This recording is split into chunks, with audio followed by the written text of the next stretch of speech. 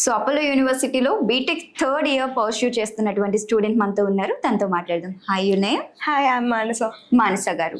So మానస గారు, మనకి చాలా కాలేజెస్ ఉన్నాయి కదా ఏపీ తెలంగాణలో, ఎందుకని మీరు చిత్తూరులో అపోలో యూనివర్సిటీ చూస్ చేసుకున్నారు?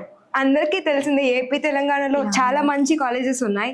కానీ ఆ సేమ్ లెవెల్ ఆఫ్ ఎడ్యుకేషన్ నాకు ఇక్కడ చిత్తూరులోనే దొరికినప్పుడు నేను ఎంత దూరం ఎందుకు వెళ్ళాలి? కరెక్ట్. ఇక్కడ చదివిన వాళ్ళు మీకు రిఫర్ చేశారా, లేకపోతే మీరు చదివిన తర్వాత ఎవరికైనా రిఫర్ చేశారా?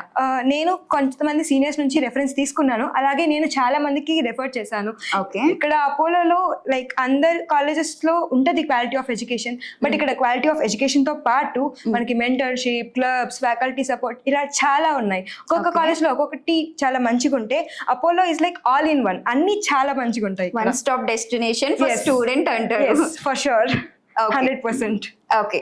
సో బీటెక్ అని తెలియగానే మేము ఇంకొకటి కూడా విన్నాము, 2+1 ఇయర్ కోర్స్ అనేది స్టార్ట్ అయింది, యూజీ ఇంటర్నేషనల్ ట్రాన్స్ఫర్ ప్రోగ్రామ్ అనేసి.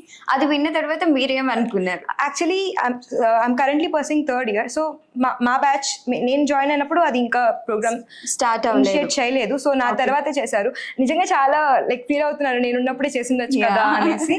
So but still I have opportunity to join that programme, but I'll see. మీకు ఇప్పుడు ఆపర్చునిటీ ఉందా ఆ కోర్స్? ఫస్ట్ 4 years కంప్లీట్ చేసిన తర్వాత మళ్ళీ జాయిన్ అవ్వచ్చు ఆ కోర్స్. Okay okay.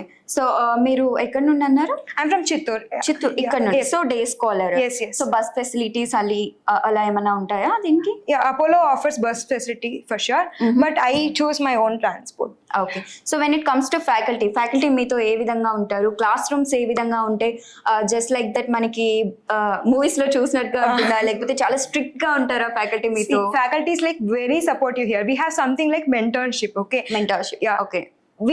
వీక్లీ ఒక సెషన్ ఉంటుంది, 1 hour is completely given to like mentorship program.